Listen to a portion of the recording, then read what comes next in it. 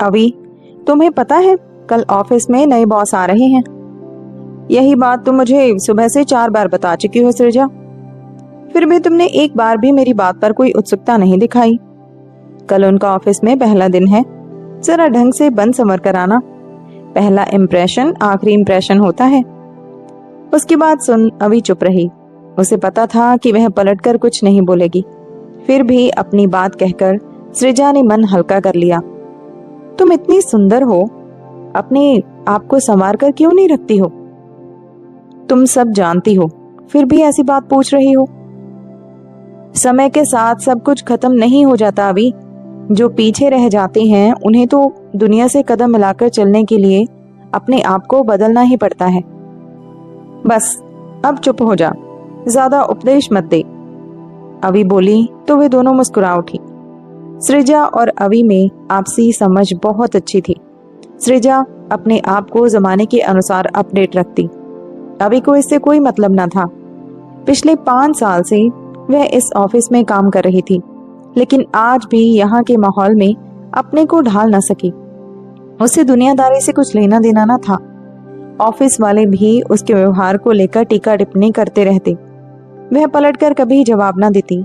शाम को ऑफिस खत्म होने के बाद वह घर आई। उसे समझ नहीं आ रहा था कि उसके रहन सहन के तरीके से नए बॉस के आने का क्या लेना देना है। वह जैसी है ठीक है, अपना काम तो बड़ी लगन से करती है, और सच पूछा जाए तो वह अब श्रृंगार करे भी तो किसके लिए।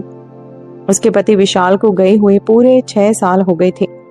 उनके जाते ही उसकी जिंदगी एकदम से बदरंग हो गई। उसने कभी सपने में भी नहीं सोचा था कि विशाल उसे इतनी जल्दी छोड़कर चले जाएंगे। कितना प्यार करते थे वे उससे। उसकी हालत देखकर उस वक्त सृजा ने ही उसे सुझाव दिया था, अभी तुम ऑफिस में नौकरी के लिए प्रार्थना पत्र दे दो। हो सकता है बॉस तुम पर रहम कर विशाल की जगह नौकरी पर रख ले। कब तक उसकी याद में ऐसे ही आंखें भिगोती रहोगी? उसकी बात अभी को ठीक लगी थी और उसने नौकरी के लिए प्रार्थना पत्र दे दिया था। विशाल एक बहुत ही कर्मठ और ईमानदार इंसान थे। ऑफिस में किसी को उनसे शिकायत न थी। उसके पति की सब इज्जत करते थे। उसकी वफादारी को देखते हुए बॉस ने अभी को नौकरी दे दी थी। वह अपने काम से काम रखती, बाकी ऑफिस में क्या हो रहा है यह सारी खबरें सृजा ही उसे लाकर देती थी। उसका बेटा पावस 15 बरस का हो गया था। विशाल अपने पीछे इतना पैसा छोड़ गए थे कि बेटे की परवरिश ठीक से हो सके। उसके सपने को पूरा करने के लिए उसने बेटे को एक अच्छे हॉस्टल में भेज दिया था। विशाल के जाने के इतने बरस बाद आज उसने अपने आप को दर्पण में बड़े गौर से देखा था। चेहरे पर थोड़ी प्रौढ़ता आ गई और बालों में हल्की हल्की सी सफेदी, जिसे उसने ढकने का प्रयास कभी नहीं किया। सृजा के इतना कहने पर उसने विशाल की पसंद की गुलाबी साड़ी बरसों बाद पहनी थी। बालों पर मेहंदी लगाकर उन्हें करीने से बांध दिया था और चेहरे पर हल्का मेकअप कर ऑफिस आ गई। उस पर नजर पड़ते ही सृजा बोली, आज बहुत सुंदर लग रही हो।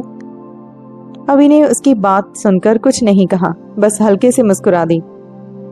आज सभी कर्मचारी वक्त से पहले ऑफिस पहुंच गए थे। ठीक 10 बजे बॉस ऑफिस में आई।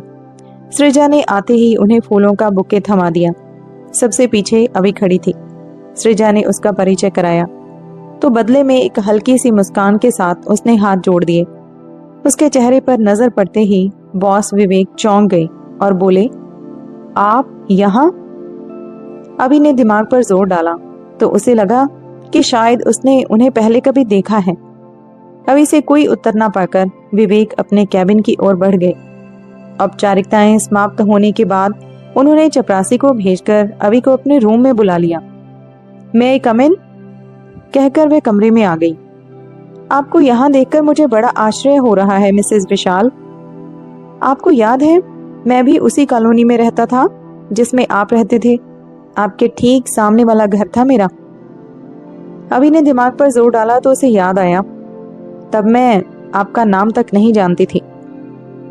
मैं और विशाल इसी ऑफिस में काम करते थे। विशाल ने कभी आपसे परिचय नहीं कराया। आपको यहाँ देखकर मुझे आश्चर्य हो रहा है। 6 साल पहले एक रोड एक्सीडेंट में विशाल हमें छोड़कर चले गए। ऑफिस वालों के अनुरोध पर मुझे यह नौकरी मिल गई। आपको बॉस की कुर्सी पर देखकर अच्छा लगा। इसका मतलब अब आप अकेली रहती हैं? परिस्थितियों के आगे किसका बस चला है? मैं जा सकती हूँ सर? अभी ने पूछा तो विवेक ने उसे जाने की इजाजत दे दी। वह उसे देखते ही भूल गए थे आज उनका ऑफिस में पहला दिन है और उन्हें कुछ जरूरी मीटिंग लेनी है। अभी अपने कैबिन में आ गई। सृजा से पूछा, तुम इन्हें जानती हो? वर्षों पहले ये हमारे फ्लैट के ठीक सामने रहते थे। यह तो तुम्हारे लिए खुशखबरी है, सृजा बोली। तो अभी ने पलटकर कोई उत्तर नहीं दिया। पूरा दिन नए बॉस के आने की गहमा गहमी में निकल गया। शाम को घर आकर अभी विवेक के बारे में याद करने लगी। तब कितने दुबले पतले और शर्मीले हुआ करते थे विवेक। शायद उसे वह अच्छी लगती थी, इसलिए जब भी मौका मिलता बालकनी में खड़े होकर उन्हीं के घर की तरफ देखा करते। कभी अभी से उसकी नजर टकरा जाती तो वह अपनी नजरें झुकाकर झट से कमरे में घुस जाती। मीटिंग निपटाने के बाद विवेक घर आए। उनके सामने जवान अभी का खूबसूरत चेहरा घूमने लगा। कितनी सुंदर और मासूम थी अभी। उसे भी अभी जैसी पत्नी की चाह थी। उसने विशाल से दोस्ती बढ़ाने की कोशिश भी की थी, लेकिन विशाल ने उसमें कोई रुचि नहीं ली। अभी की सुंदरता ने उस पर ऐसा जादू किया था कि वह विशाल के ऑफिस जाते समय सारे काम छोड़कर उसकी एक झलक देखने बालकनी में आ जाता। अभी इस बात से अनजान न थी। पड़ोस में रहते राह चलते कभी अभी से उसकी आंखें चार हो जाती तो अभी हल्की सी मुस्कान देकर आगे बढ़ जाती। अभी ने कभी उससे बात करने की कोशिश नहीं की। यहाँ से ट्रांसफर होने के बाद विवेक बेंगलुरु चले गए। काम के प्रति समर्पण की बदौलत वे लगातार तरक्की की सीढ़ियां चढ़ रहे थे। कुछ समय बाद साथ काम करने वाली निकिता से उनकी अच्छी पहचान हो गई। पहचान प्यार में बदली और फिर वे हमेशा के लिए एक दूजे के हो गई। विवेक अपनी शादीशुदा जिंदगी से खुश थे। पति पत्नी नौकरी करते हुए अपनी जिंदगी बड़े सुकून से गुजार रहे थे। आज अचानक ऑफिस में अभी को देखकर विवेक पुरानी यादों में खो गई और उनके सामने मासूम दुबली पतली सुंदर सी अभी का चेहरा साकार हो गया। उसके बर्ताव में उसे ज्यादा अंतर महसूस नहीं हुआ। नौकरी करने से उसके व्यवहार में खुलापन आ जाता तो वह उससे भी जरूर कुछ पूछती, पुराने परिचय पर खुशी का इजहार करती, लेकिन उसने उसके बारे में कुछ भी नहीं पूछा और ना ही अपनी पहचान को आगे बढ़ाने की कोशिश की। एक हफ्ते में सब कुछ सामान्य हो गया था। आते जाते जब उनकी नजरें टकरा जाती तो अभी बड़ी शालीनता से कुर्सी से खड़े हो हाथ जोड़ देती। विवेक कभी कभी अभी को अपने कमरे में बुला लेते। एक दिन मौका पाकर वे बोले, तुम यहाँ अकेली रहती हो, डर नहीं लगता? अब तो आदत हो गई है। शुरू में अजीब सा लगता था। वक्त सब कुछ सिखा देता है।